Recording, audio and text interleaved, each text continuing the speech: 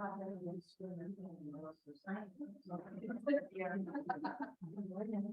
the name that?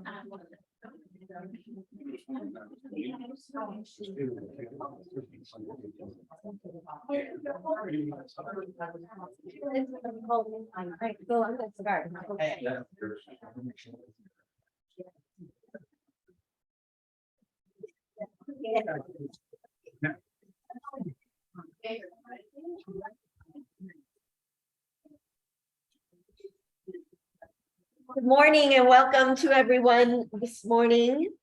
Very glad to see you all. A lively bunch, lots going on in February, very exciting.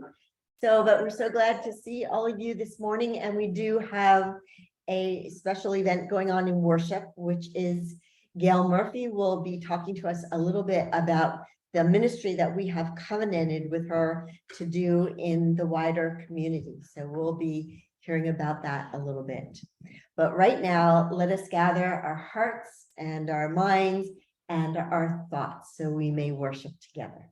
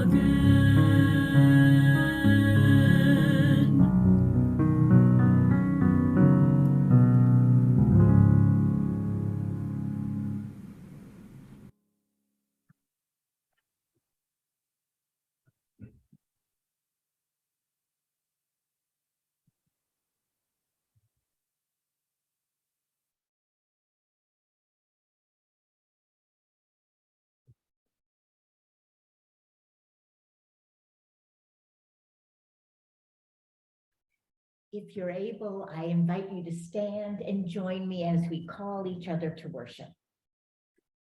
Let us worship God, our light and our salvation. Let us worship God in spirit and in truth.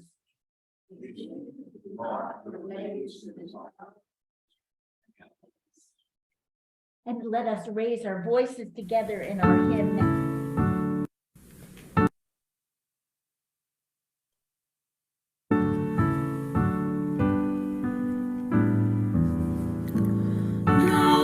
We all are God, with heart and hands and voices, who wondrous things have done, in whom his world rejoices,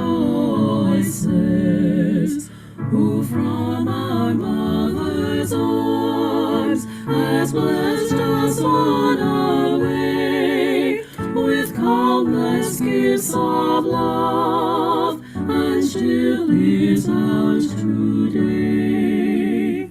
Oh, may this bounteous God through all our lives be near us, with ever joyful hearts and blessed peace to cheer us, and keep us in his grace, and guide us when perplexed, and free us from all ills in this world and the next. All praise and thanks to God, our Father and our Mother, to Christ and to the one who binds us to each other, the one eternal God, whom earth and heaven adore. For thus it was, is now, and shall be evermore.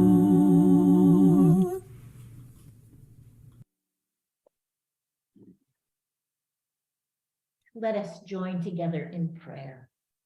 God, you call us into your unending work of justice, peace, and love. Let us know your presence among us now. Let us delight in our diversity that offers glimpses of the mosaic of your beauty. Strengthen us with your steadfast love and transform our despairing fatigue into hope and action. Under the shadow of your wings in this hour, may we find rest and strength, renewal and hope.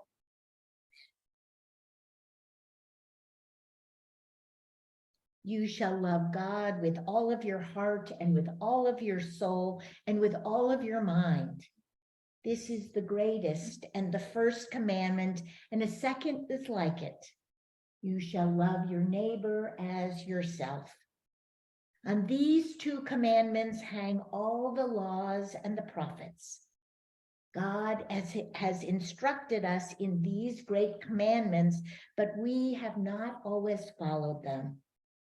Let us confess our sins before God and one another.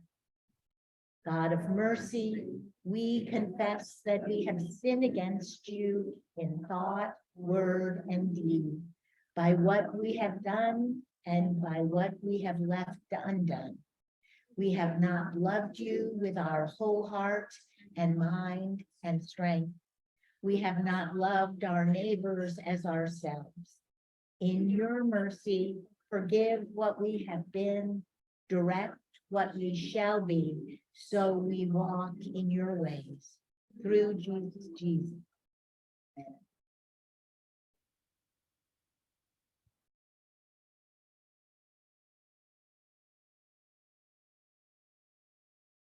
God, the Creator, brings you new life, forgives, and redeems you.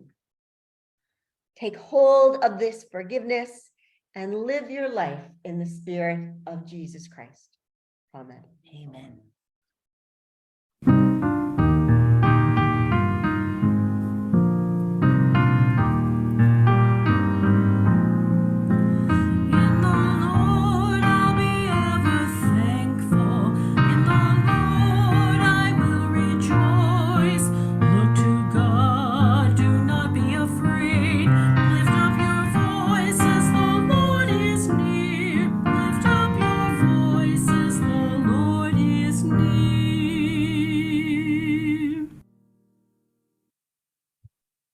In that wonderful truth that we are forgiven and that the Lord is near, let us greet each other with the peace of Christ. La paz de Christ soit avec vous. La paz de Dios sea contigo. And may the peace of Christ be with you.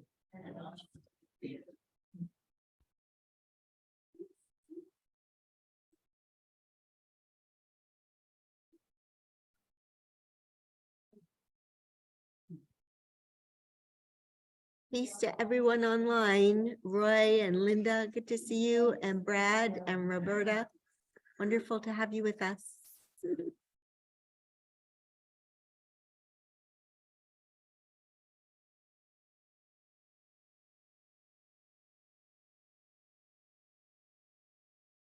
You and I have a deeper bond than connection and worship or my financial pledge to the church. We have a covenant in place which binds my ministry to you and your support and prayers to me. The covenant that I have with you has three partners: you, the Congregational Church of North Barnstead, me, a pastor in the United Church of Christ, and God. It's a living covenant which comes to reflect the dynamic and living ministry that I'm called to. My promise to you is to be a missionary to those who don't go to church, to minister in non-traditional settings, to provide opportunities to experience God outside of the walls of any faith community. You promised to me to support and guidance, which has taken the form of Jim Christensen and Charlie Barnes and Nancy Talbot, or any current minister who serves this congregation. You have provided for me a place where the funds which are donated to my ministry, which has been less than $1,500 in 6 years, is run through the Congregational Church of North Barnstead for accountability and transparency. And as with any ministry here in North Barnstead, I'm covered by your volunteer insurance for any sanctioned Congregational Church of North Barnstead ministry. But most importantly to me, you provide a team of people who pray for me and my ministry. Having this covenant draws us deeper into this relationship, deeper into ministry together. And I have witnessed a deepening of that, I have witnessed a deepening of your understanding of ministry, acknowledging that it happens outside of the walls, claiming Aminyo as ministry, at Joanne White's spiritual guidance ministry as valid ministry from here. For a time, there was a family support group for those who loved someone who is experiencing substance use disorder that came out of this church. Even the way the women's fellowship is run, it seems to me, equally involves women outside of this church as it does those in our walls. I believe this growing understanding of ourselves and understanding of ministry in this broader sense is especially important for us to remember in this time of transition, as we figure out what is essential to the Congregational Church of North Barnstead and look towards our future. And this widening understanding of ministry has opened opportunities for your involvement through financial contributions and volunteer opportunities. The covenant that we have together also gives definition to my ministry, which is sometimes undefined and untried. Your call to me lends me motivation and trust to keep listening to God, to keep finding ways to live out this ministry, to keep trusting the Holy Spirit to lead me.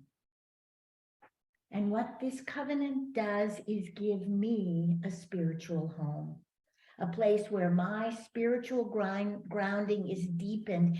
And even though there are weeks when I am absent from here, even though I'm not always here, you give me a home, a place where I belong and out of which I can do my ministry. And for that, I am deeply grateful. What I want to do is give you a real brief update on the state of my ministry. As I approach retirement, I seek to do this ministry now more in defined projects, not ongoing efforts. And one recent project has been our own Neighbors Indeed. This grew out of a need from my mom's retirement community after their isolation from COVID. And I worked with their chaplain and my mom, who is pastoral care personified, to develop a training program. They've launched it and even done a second training of it and maintain about 10 to 15 visitors. But then I was able to offer that to you, for there was a need here for us to maintain and connect with each other in times of need or crisis. And although it's too new for us to know if it will work, we have 8 people who are actively training and practicing this ministry of presence here. And I see potential that maybe this might be a ministry also for outside into the wider community as well. And a church in Texas has inquired about doing this very training for them by Zoom as well. I've been asked by families in transition substance use program to do a voluntary seminary on their higher power. They use a 12-step program in their work, but can't discuss the higher power aspect of it, but saw that I could. So they have been hesitant to call upon faith community involvement for fear that these people would try to convert their participants, but they knew me. And they took the risk to allow me to come and let them talk among themselves what God means to them. And I've done 2 4-week sessions for them of this. And I'm going to be making presentations at Prepare to Serve and at the New England Women's Celebration, where I've been recruited to lead a seminar on what it is like to take ministry outside of how we've defined it. I will be requesting of the church council here to renew this covenant every 2 years, including this spring. But I have great thanks and gratitude to you and the people of CCNB for being my partner as we do ministry together. Thanks. Amen. Thanks.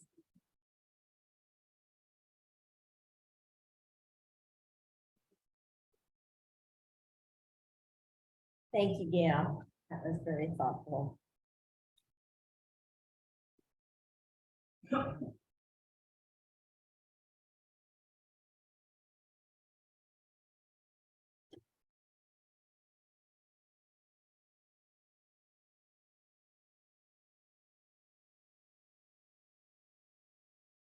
The first scripture reading this morning is from the book of Isaiah in the 49th chapter. Oh, listen to me, O coastlands, pay attention, you peoples from far away. The Lord called me before I was born, while I was in my mother's womb. He named me and made my mouth like a sharp sword. In the shadow of his hand, he hid me, and he made me a polished arrow. In a quiver, he hid me away, and he said to me, you are my servant Israel, in whom I will be glorified. But I said, I've labored in vain. I have spent my strength for nothing in vanity. Yet surely my cause is with the Lord. My reward is with my God. And now the Lord says, he formed me in the womb to be his servant, to bring Jacob back to him, and that Israel might be gathered to him. For I am honored in the sight of the Lord, and my God has become my strength. He says, it is too light a thing that you should be my servant to raise up the tribes of Jacob and to restore the survivors of Israel. I will give you as a light to the nations, that my salvation may reach to the end of the earth. And the gospel reading is from the Gospel of Matthew. As Jesus walked by the Sea of Galilee, he saw 2 brothers, Simon, who is called Peter, and Andrew, his brother, casting a net into the sea, for they were fishermen. And he said to them, follow me, and I will make you fish for people. Immediately they left their nets and followed him. As he went from there, he saw 2 other brothers, James, son of Zebedee, and his brother John, in the boat with their father Zebedee, mending their nets, and he called them. Immediately they left the boat and their father and followed him. Thanks be to God for the good news. Let us pray.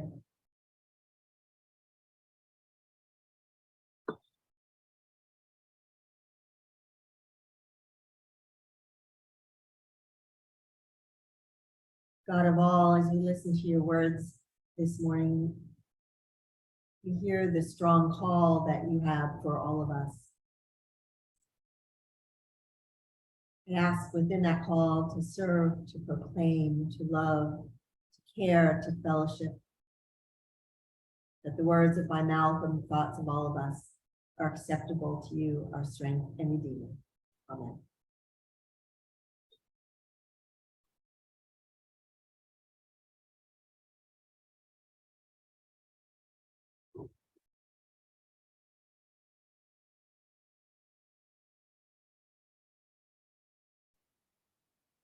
Every time I hear or read the passage from Isaiah, it's a text that pulls me in every time. It says, God made me a polished arrow.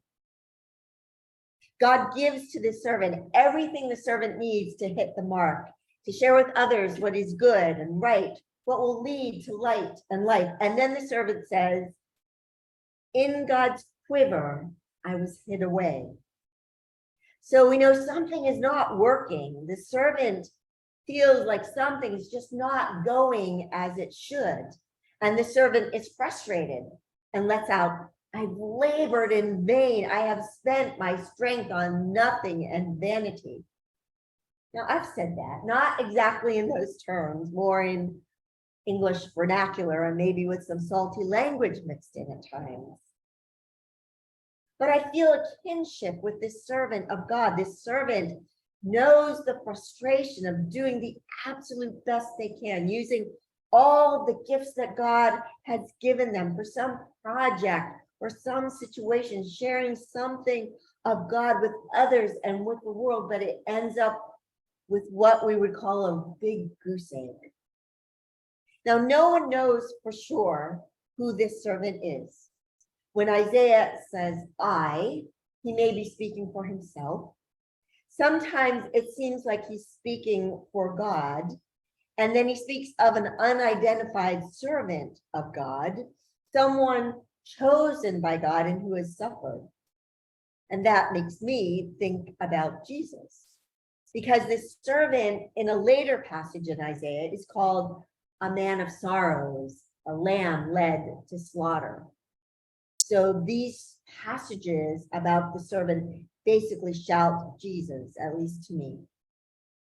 But then Isaiah also calls this servant Israel, without telling us whether he means one person named Israel or the whole nation, the whole people of God.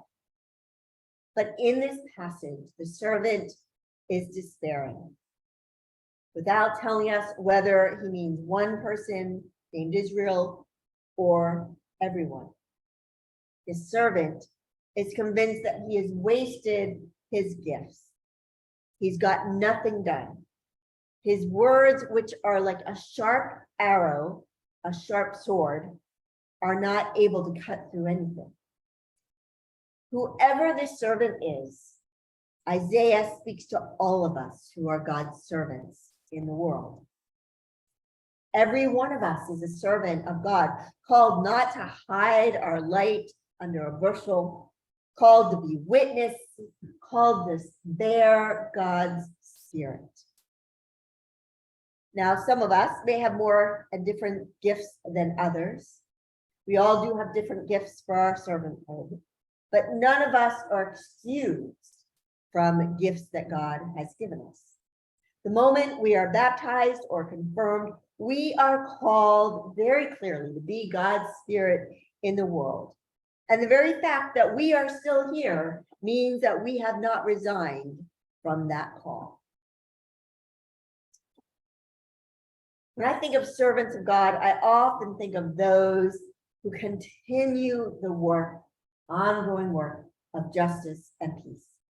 Those who do indeed have sharp tongues and words of steel that call out injustices done to Mother Earth, and because of the violence of firearms, which is the second leading cause of death in children, the murder of young Black men by traffic stops.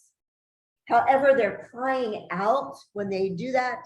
Sometimes they get made fun of, they are called fools, they are told they are laboring in vain, they get criticized or worse, attacked, but they continue to do the work they believe in and feel called to do, marching, witnessing to God's justice week after week, year after year. Often they don't see changes, maybe they see things getting worse, yet they continue. They continue to do their work because they are servants of God. They may get frustrated, downhearted. They know there's a cost to what they do. At the very least, the cost is their time and their energy, both physical and emotional, for something that does not offer immediate satisfaction of results, maybe few results in the fulfillment of what they hope for and expect.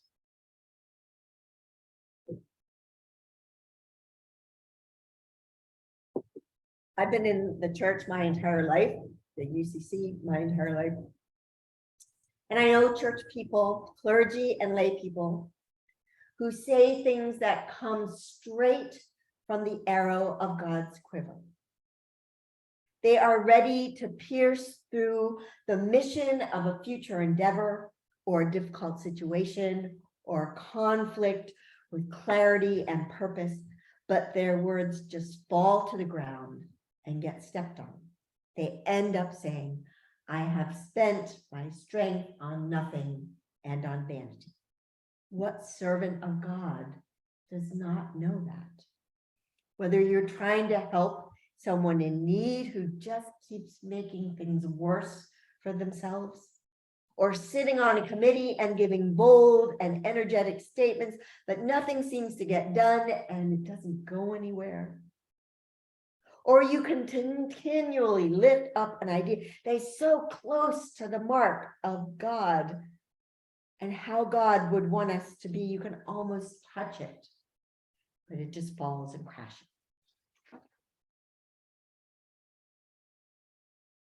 You know about trying to do God's work and laboring in vain. In mainline churches, lots of people have those feelings and senses of laboring in vain, working hard, developing ministries, doing church, but then come the questions. Where are all the people? What's happening in the churches? Where's the money? We want then sometimes to give up. We feel stuck. We don't see a way forward. We envision failure. But what does God say to the servant? I will give you as a light to the nations that my salvation may reach to the end of the earth. That passage makes no sense. The servant has experienced failure. And what is God doing with the servant? It's as if someone loses a local race and then God puts them into the Olympics. One preacher, Barbara Brown Taylor, I got a lot of these ideas in the sermon from because I thought they were so important. She claims that God said, when you get to the point when you have labored in vain, when you have no strength left, when you come to the end of your rope and admit defeat, then I can come in. Because, God says, that is when you begin to depend upon something larger than yourself. That is when you stop worrying about whether or not you have done a good job. Just let your light shine and let me take care of the rest. I chose you. I made you. Go and be a light. I'm working with an editor and some colleagues in mine are working on different chapters and book that's going to be called Reframing Ministry. And one of my good friends, Meg, she's working on the chapter called Reframing Success. I don't know exactly what she's writing, but I know what she's not writing. Because no longer does success in churches in 2023 mean an increase in membership or pledges. That's what it used to mean. But now we are thinking about how to reframe it.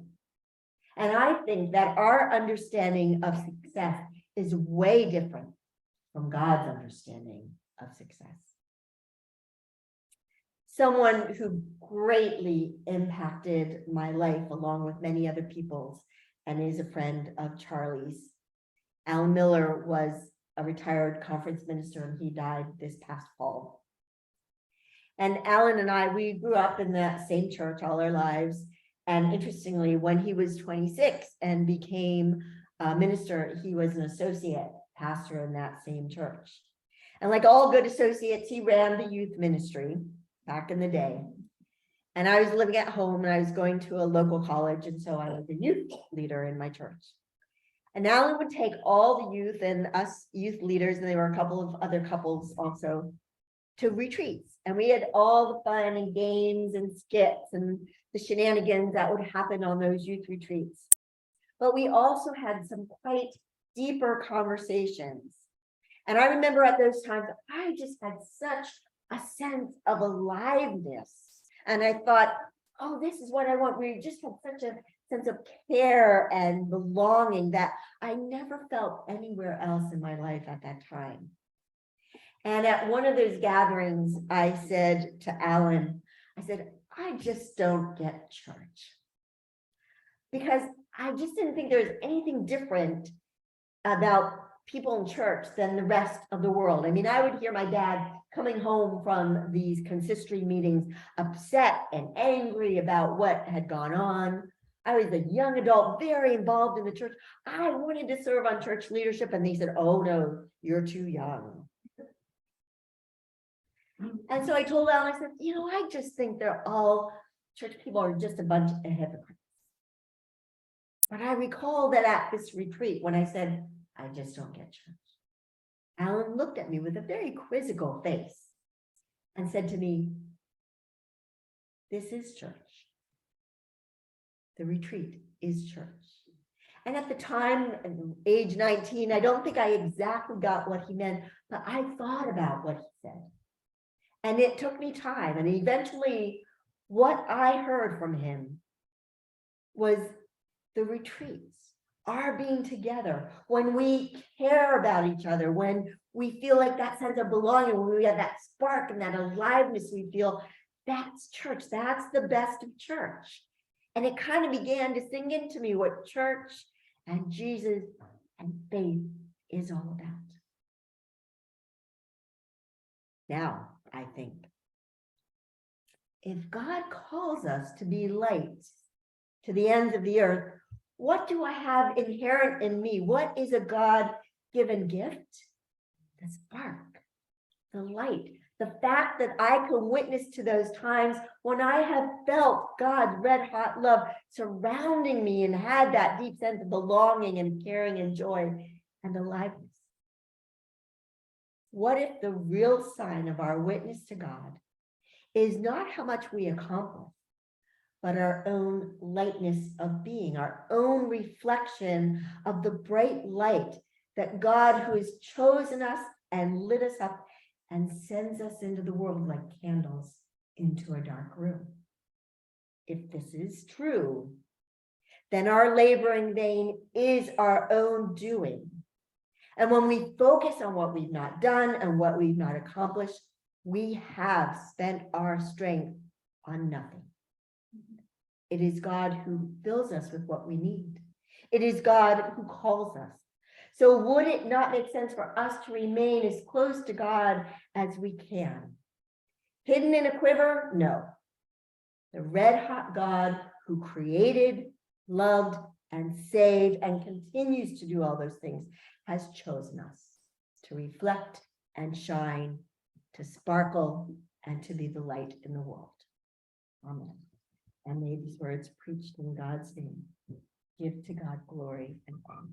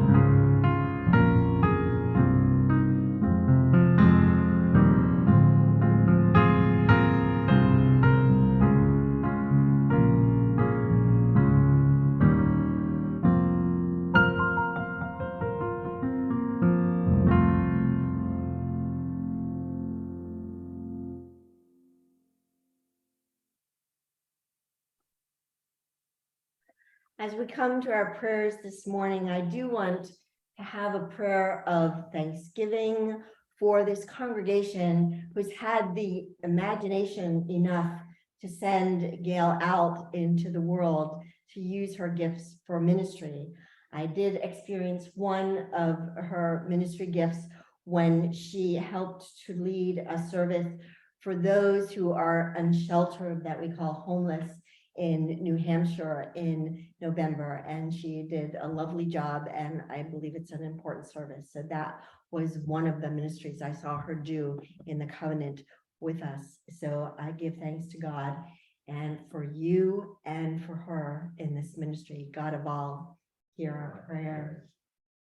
We want to continue to pray for Sandy and Scott Dunn in Sandy's time with hospice. At this time, her breathing has changed and she is closer to death, as the hospice people have told Bill and Laura. So we want to continue to pray for them. God of all, hear our prayers.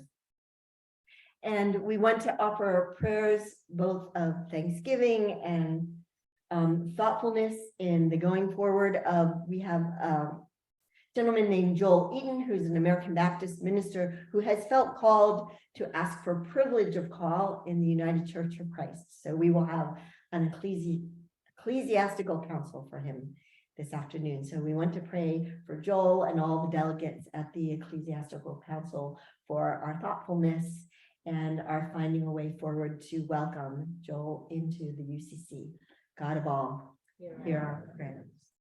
Are there other prayers this morning that people have on Zoom or here in the sanctuary? Yes, Gail. Continually give thanks and praise to God for his healing in my dear grandfather.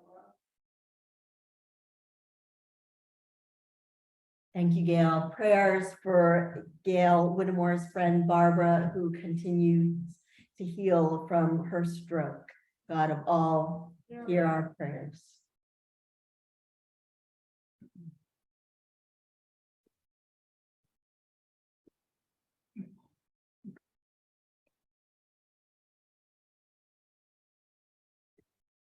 Yeah, Rebecca, we got word that my sister-in-law, who is the caretaker for my brother with Parkinson's, was airlifted to Boston Hospital from Martha's Vineyard with a ruptured appendix. He continues to be in the hospital at this point. The signs look good, but we praise God for the hope of health for her, and also the presence of Benny to care for my brother during this time. What's her name, Jim? Carol. Carol. Prayers for Jim's sister-in-law, Carol, who was airlifted to Boston with a ruptured appendix. So prayers of healing for her and for those caring for Jim's brother who has Parkinson's. God of all, hear our prayers. I'd like to ask for continued prayers for my son, who is still in the county jail, still working on trying to help his own mental health. And I have a friend, Lane, who has been in that battle for about 20 years, and he's in the hospital. And I just ask for prayers for all with mental health and helping them get the help that they need.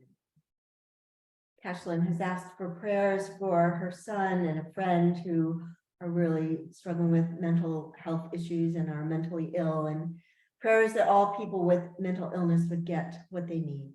God of all, hear our prayers. That's all. I'd also like to ask prayers for the woman from Duxbury, whose children were killed as a result of her postpartum depression. Talk about a silent disease that is more prevalent than we like to assume. For all those who struggle with that disease and others that really take life from themselves and also often from other people. Gracious God, Hear our prayers.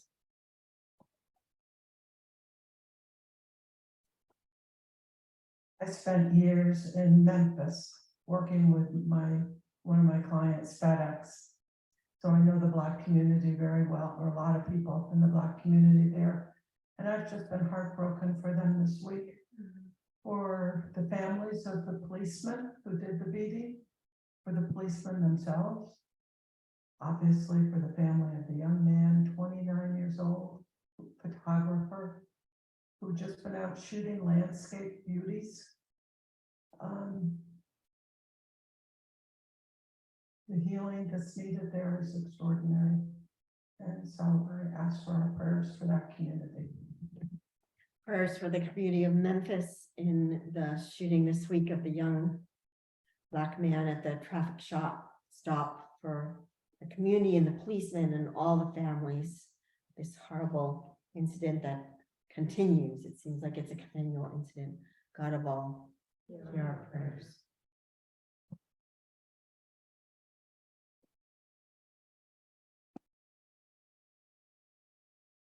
Let us begin our time of prayer this morning with silence for you to share with God whatever else might be upon your hearts and minds.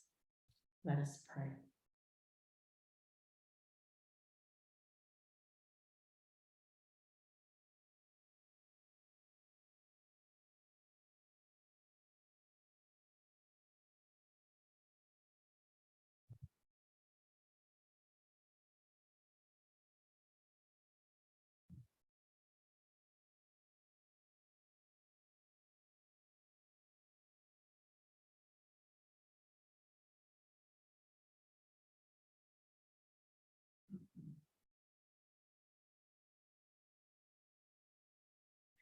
Steadfast and loving one, you raise us up when we fall and place our feet on more level ground. We offer you prayers of thanksgiving for all the gifts that you offer to us, forgiveness, love, fruits of the Spirit, the fruits of the world. Along with the prayers that we have asked this morning, prayers asking for mercy, prayers asking for help, prayers in which we cry. We also pray for the mission of the church, for we do seek to proclaim good news to all the people. And though we are all broken people when we do that, you put a light within us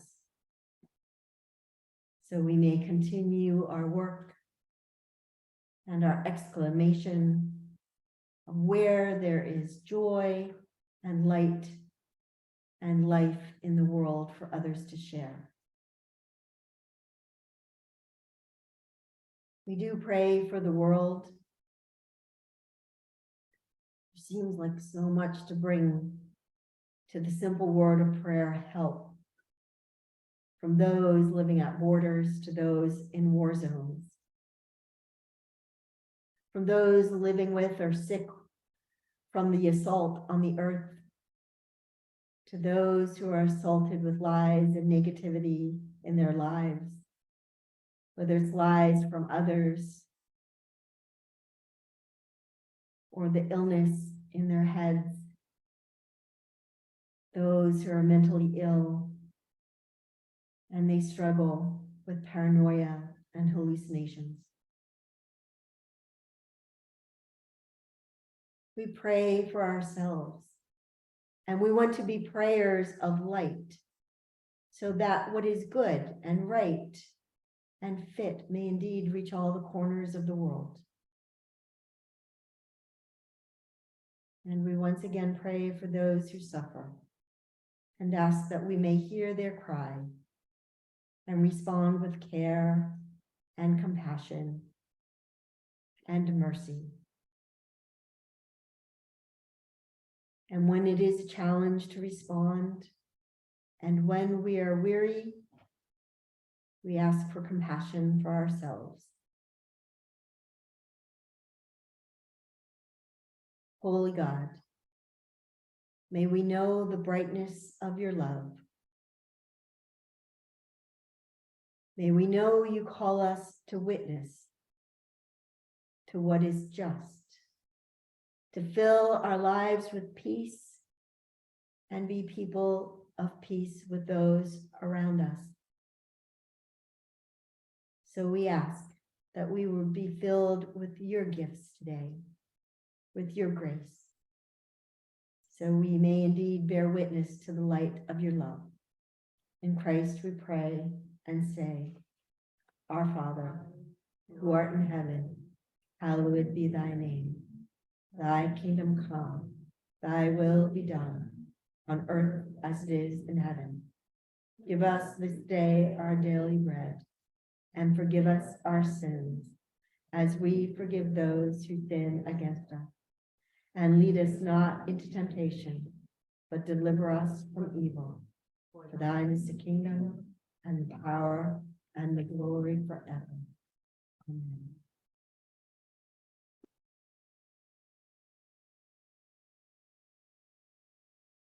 Let us offer ourselves to God this day, all that we have and all that we are, in praise and thanks and love of Christ. If you would like, please come forward to give your tithes and offerings.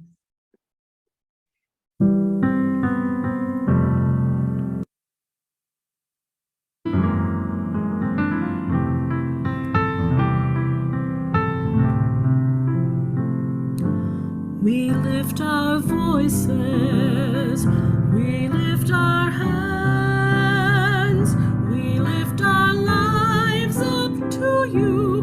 We are an offering. Lord, use our voices. Lord, use our hands.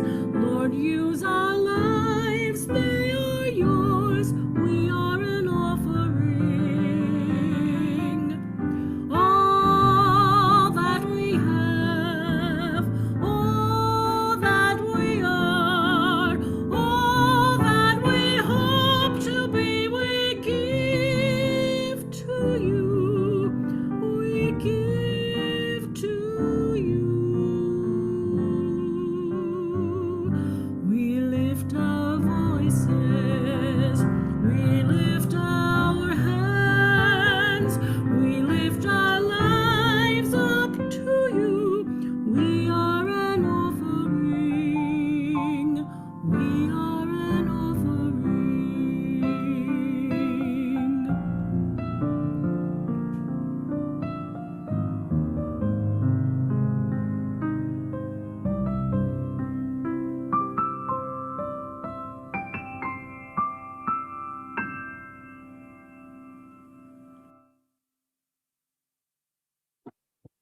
Let us stand, May, and we'll say our prayer of dedication together.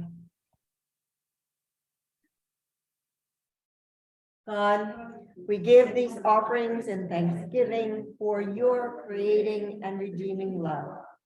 We commit to use the gifts we have been given to serve. Lead us as we leave this place, so we may follow you in our lives, to be instruments of your peace in the name of Jesus Christ.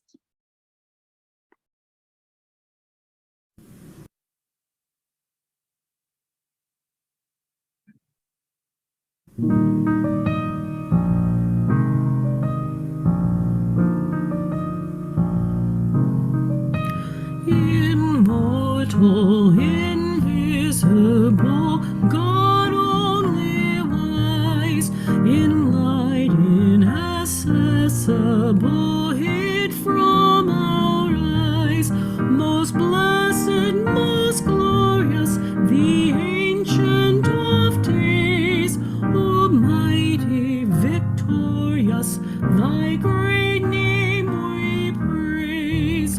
Unresting, unhasting, and silent as night, nor wanting, nor wasting, thou rulest in might.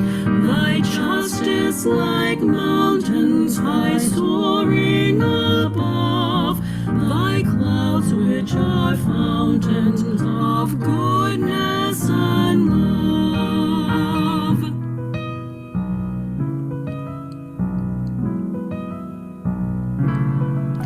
To all life thou givest, to both great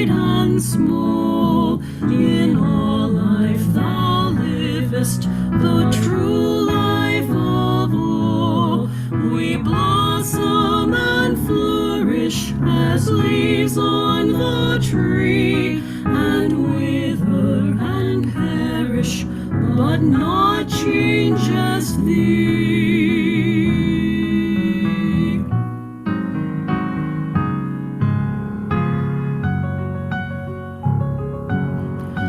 Thou reignest in glory, thou dwellest in light, thine angels adore thee, all veiling their sight.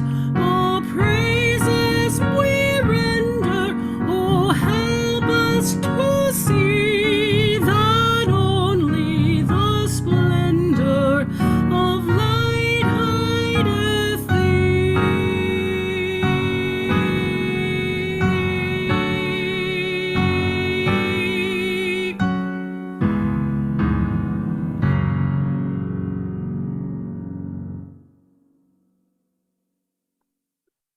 Now go forth in peace, for God in Christ has enriched you with speech and knowledge in every spiritual gift, that God's salvation may reach to the ends of the earth. So may God's steadfast love and mercy lead you on paths of righteousness and peace. Amen.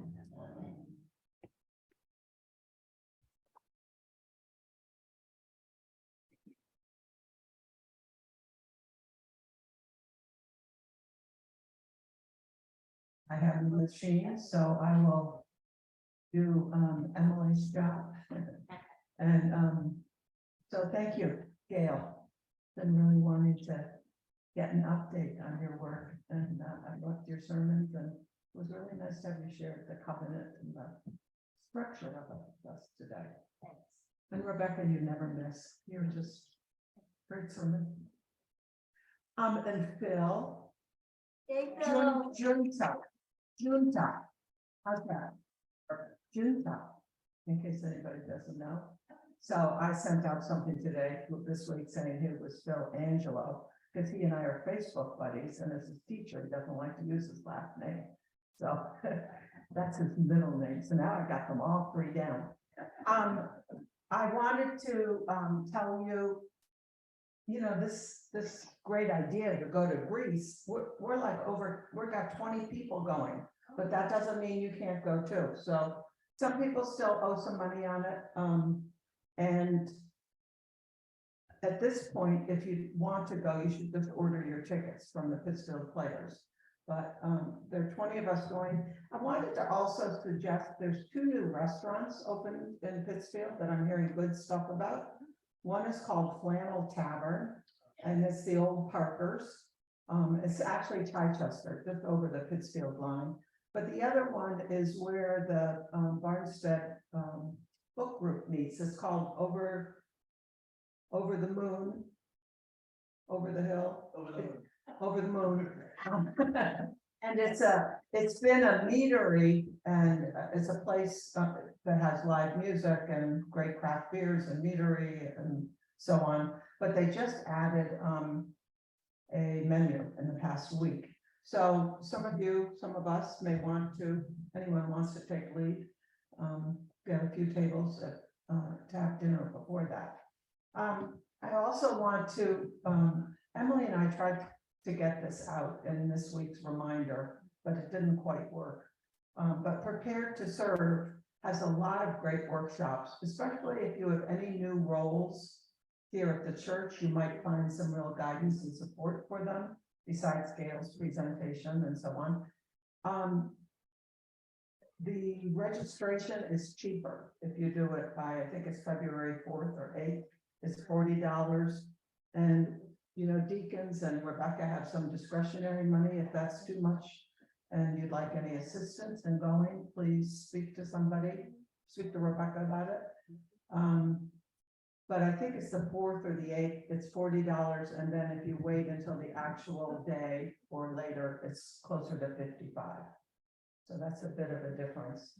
And we'll be installing the new associate conference minister. Oh, yeah, Sarah, the new conference minister, will be installed is the word, thank you. Sounds pretty, doesn't sound religious, installed. That's boutique will be there. Oh. And the racial justice table will be there, and I've been buying some great stuff for it. It's just a wonderful, wonderful day. Oh, and the last thing, I'm sorry, that I wanted to say is that Women's Scholarship is inviting all women who would like to go out to lunch together on Valentine's Day. We've done this in the past because there are lots of people who don't still have their partners. And it was really fun. I have to say my last memory of it is that Barbara brought Stan. So I'm so glad that she did that the two of them were there, and we picked a fancy restaurant in Rochester. This time we're trying something different. We're trying the Tech High School in Wolfboro, and they have the skylight dining room. I've never been there, but their fancy Valentine dinner with prime ribs is Thursday night, if anybody wants to go there. But I know a lot of seniors don't like to drive at night, so we're just gonna do whatever they're serving for lunch on the 14th. But please speak to me, because I want to make my reservations tomorrow, if anybody would like to go. Jack.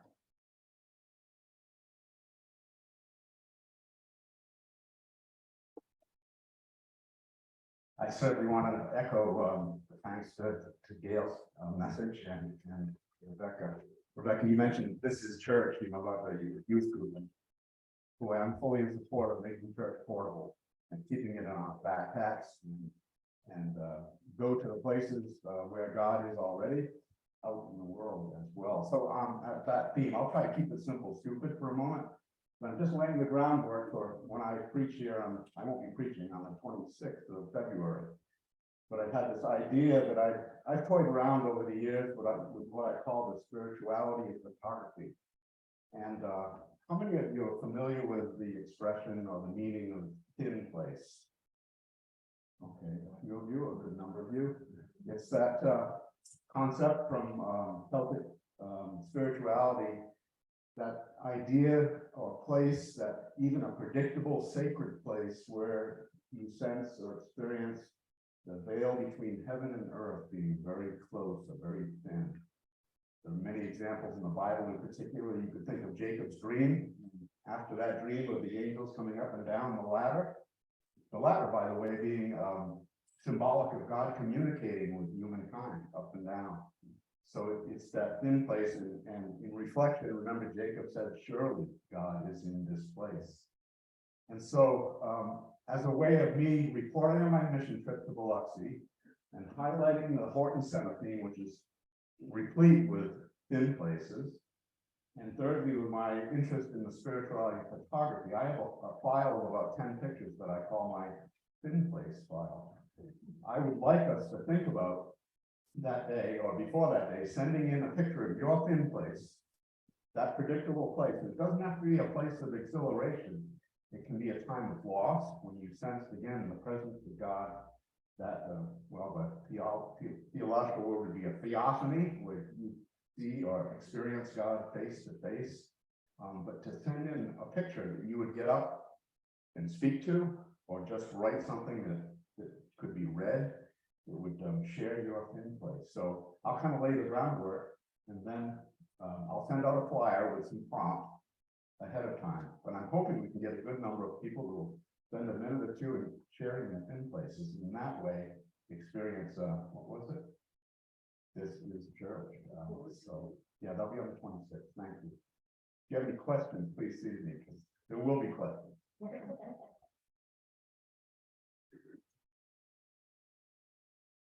I just want to remind people that Reverend Gordon Reagan will be preaching next Sunday, and we'll be serving communion together, and then he'll be talking to us afterwards. We're hoping to gather as a congregation to listen to models and new models about being a church in New Hampshire.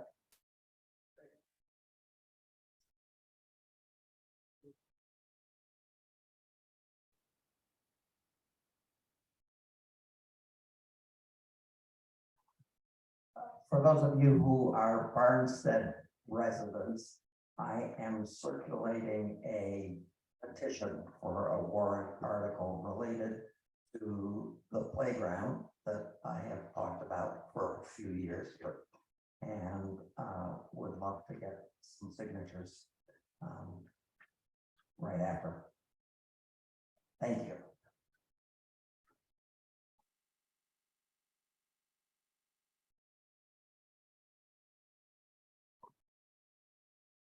if there's nobody else that has anything, just wanted to touch. If there's nobody else that has anything, I wanted to touch base about the email that was sent out this week, announcing that Emily, Amy, and I were going to have a pop-up fundraiser. We're working on crafts this Wednesday at Emily's house, Amy's house, sorry. Emily will continue to do kind of the promo stuff and talk about signs and advertising, things like that. It is pop-up so that we know that this is very short notice. So we have crafts we'll be working on this Wednesday that will be for sale. And as after Gordon Rankin speaks, we'll be doing a little setup in the front of the church here and in these two side pews that don't have any, doesn't have a pew in it. So it'll be a smaller version of some of our fairs. There will be fresh flowers that are offered on the 11th. We're going to have one day where Emily, Amy, and I will be here from 10 to 1 on Saturday, February 11th. Anyone who wants to join in or be part before or after is welcome and welcome and welcome. We will have some baked goods. So we do have a need if anyone is looking, they just feel like they want to bake some sweet things, cupcakes, not the pumpkin pies, but more on the cherry side, or the cupcakes or cookies, something like that. Like I said, we'll have fresh flowers that will last through Valentine's. They're going to be in small vases, so little bouquets, very sweet little window things, and, something that's live that can go home with people. And the other items that we'll be selling is our craft goods that we make this Wednesday, and Amy's been making some things in addition to on her own. And we will also have sale items. We have, when I cleaned out the Pratt building this year, I found a lot of pumpkin pine items that have not come down for several years. So we will be offering some jewelry, we'll have some linens, china, I have a bunch of things that I'm, scarves, some vintage clothing, whatever kind of things we think that might sell during this time. And its theme is Valentine's, President's Day, and Shamrocks, St. Patrick's Day. So we're hoping to do something like this all the time, not, all the time, but that once a month we're getting together as a church craft group, and that we're doing something with the thought that we're going to have another pop-up fundraiser. Ultimately, anything that we do that doesn't sell will go towards the pumpkin and pine. And we'd like to see this be continued, that we do these pop-up fundraisers throughout the year, and perhaps they become more mainstream, like a winter fair that we know it's going to happen at this time, and we're preparing for it. If anybody has any questions, you can contact myself, obviously Amy or Emily, and anybody that wants to participate, we welcome.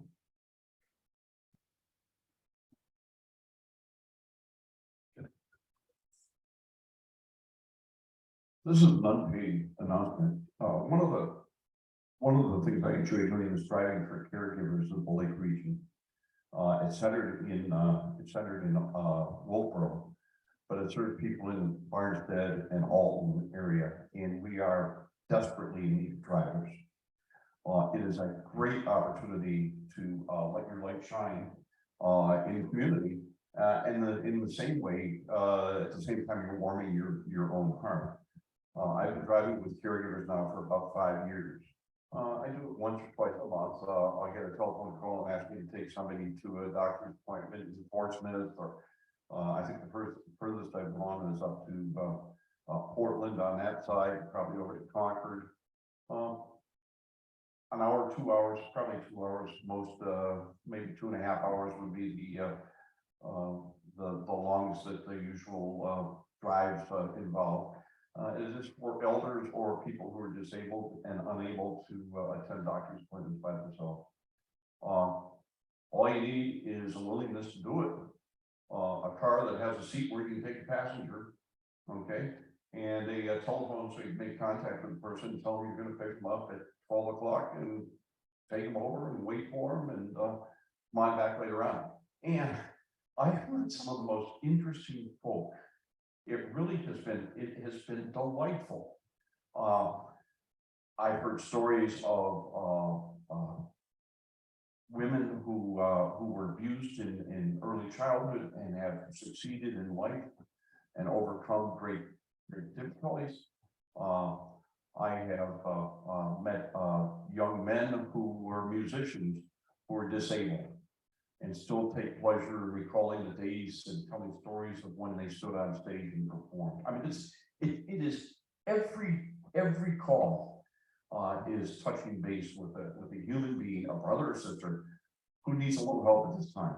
It costs absolutely nothing. Oh, and if the drive involves more than 50 miles, they will pay you your gas mileage, and I don't know what that is because I just like driving with people, but you can get reimbursed for mileage if it's more than 50 miles from your home to your return home.